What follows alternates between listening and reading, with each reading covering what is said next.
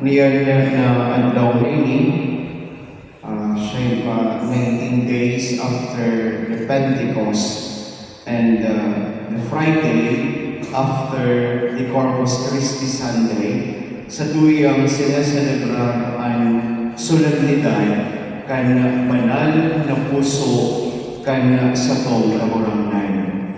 Kaya bago kita magkanto sa pagpuro-puro sa solemnidad na ini, makadto muna kita sa kasaysayan. Kay kung minsan, kita ng mga Katolikong Kristiyano, sige lang ang selebrar sa mga kapiyastahan, sige lang ang selebrar sa mga solemnidad, pero diri nato alam kung nano ang origin sa sarok na solemnidad o sarok na kapiyastahan. Kaya mabalik kita sa kasaysayan kung paano nagkaigwa si debosyon, asin paano nagkaigwa ng solemnidad sa banal na puso kan kagurangan. Mabalik kita sa 11th century Christianity. Kanina nabanggit ni Ma'am na about 17th century nagbato dahil ini sa duwang tao. But before that, igwala si nabilog na grupo, pious Christians na Sister Christian, pious Christians na nagkatiripon. Tangan yung magkaigwa ni debosyon una sa 5 wounds of Jesus. Mao ini ang una na pagkakataon na may mga Kristiyano nagkatiripon, nagbilog ng grupo, tangan magkaigwa ng espesyal na debosyon sa 5 lugad sa tuyang kahurangan.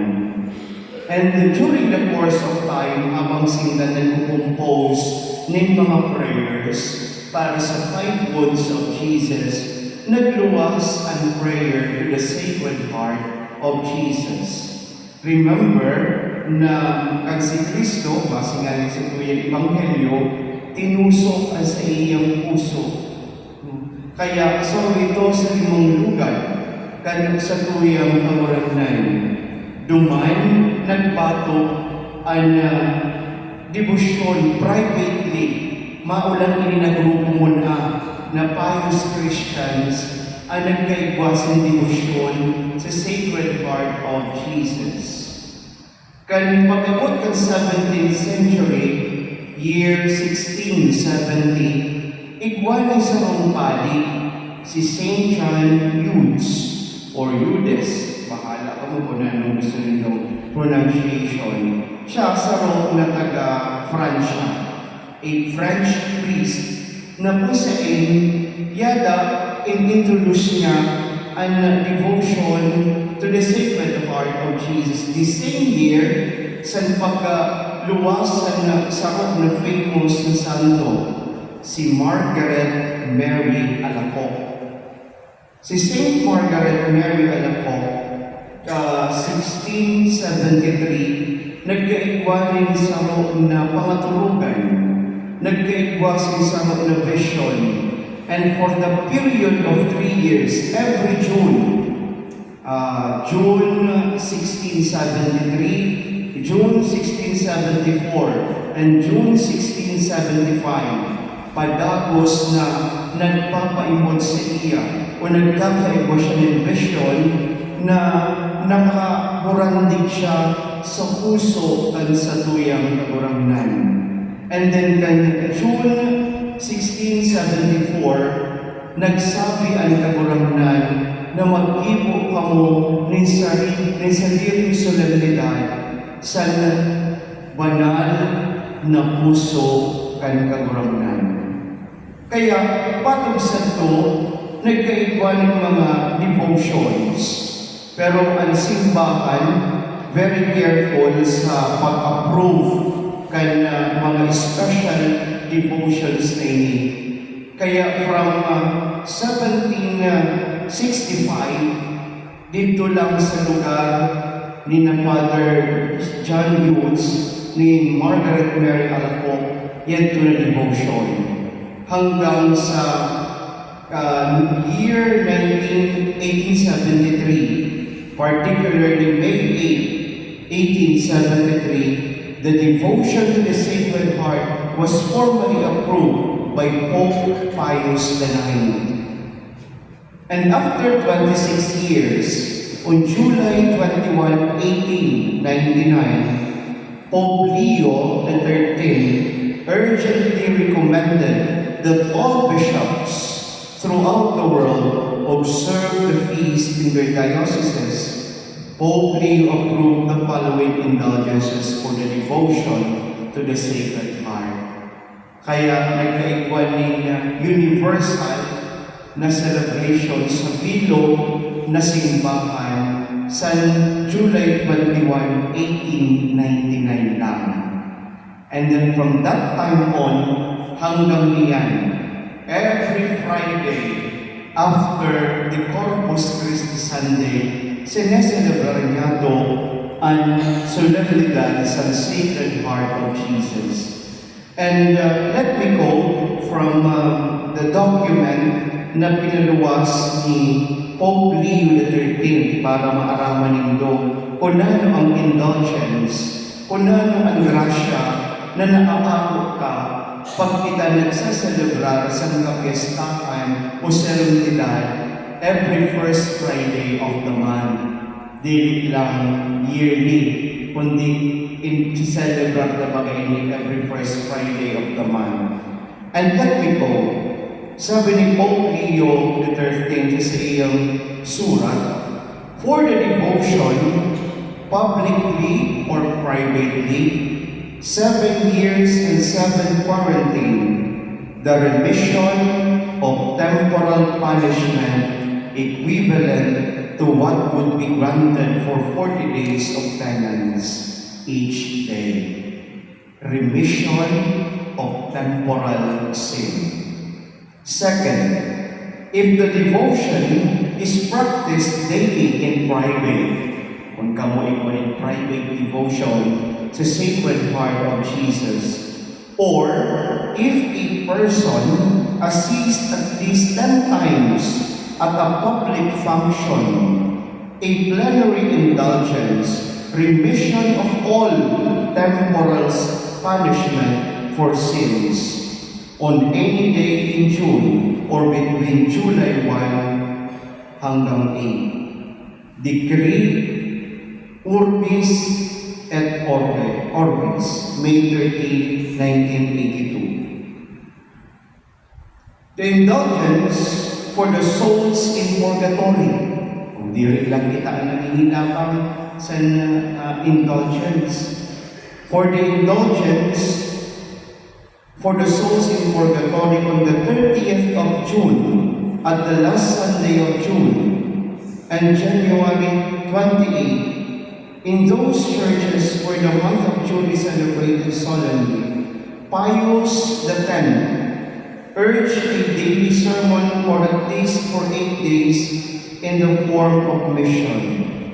And to those priests who preach the sermons of the solemn functions in June in honor of the Sacred Heart, to the rectors of churches where their ceremonies are held, the private of the Gregorian altar on June 30, a plenary indulgence for each communion in June, and to those who promote the solemn celebration of month of June. So, damo-damo ang indulgence sa na inaakot ka every time na kita nagsa-celebrate sa solemnity. Most especially, temporal remission of temporal punishment and for the souls in purgatory. Sa pagurok-urok niya no, kan banal na solemnidad na ini, yada inahatag sa ato ang puso kan sa tuyang kagurangan na nalulugadan. Sabi nga ni sa introduction sa tuyang misa, nalulugadan ni hulita kita mga parakasala. Kaya sa roon na kayo niya itong pagurok-urokan mo niyan, nanoan na magigibok ko para magkaigwa ning kauluhan lalo magkaigwa pa rin kahulugan. Ang pagkamatay kan kagurangnan, ang pagkabuhay kan kagurangnan sa krus. Nano ang maiaambag ka, nano ang pwede kang gibubon bilang mga aki kan Diyos sa, sabi nga ni sa Tagalog, sa pagtanaw ng utang na loob. Yada inahatod sa ato ang mga pag-isip, yada ang mga pagirundong na mag-iwas sa kasalaan, mag-iwas sa tentasyon, mag-iwas sa kung anuman na okasyon kan kasalaan. Mauyon ang sarong na ninakagad sa ato sa banal na puso ni Jesus. Sabi sa kanta, the heart of Jesus is meek and mild. Meek and mild, fountain of love, fountain of forgiveness. Yada ang pagpapatawad, yada ang pagkamuot kan kaurangnan. Pero sabi ko nga ni, ang challenge sa ato niyan, ang pag-ibo ning kaayaran, ang pagsunod sa kagustuhan kan kagurangnan. Yada ang pagligtas kan kagurangnan san sa iya ng pagkamatay sa pagkabuhay sa krus. Pero diri na nga mahulugan na kita gabos ligtas na. Dahil sa kasabihan sa Tagalog na nasa Diyos ang awa, nasa tao pa rin naman ang lawa. Sabi ng sarap na famous na theologian, we are already saved, but not yet. Saved, ninghuli ka once and for all, ang kagurang na nagpalay ang sa iyong buhay, but not yet, because nasa tao ang gawa.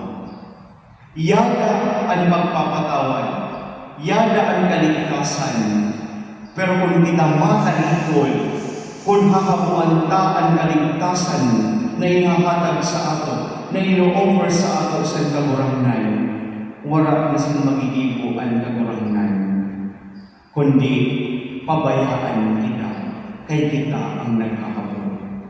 Niyan ang daw na ini, sa kapistahan ng banal ng puso ni Jesus, maghimuha kita na makautog sa mga katukduan ng kagurangnan, tanganin kita mabuhay sa kabanalan asin pagkamo. Amen. Mating po ang gabos kasi ipahayag niya ito ang sa tuyong pagtubol.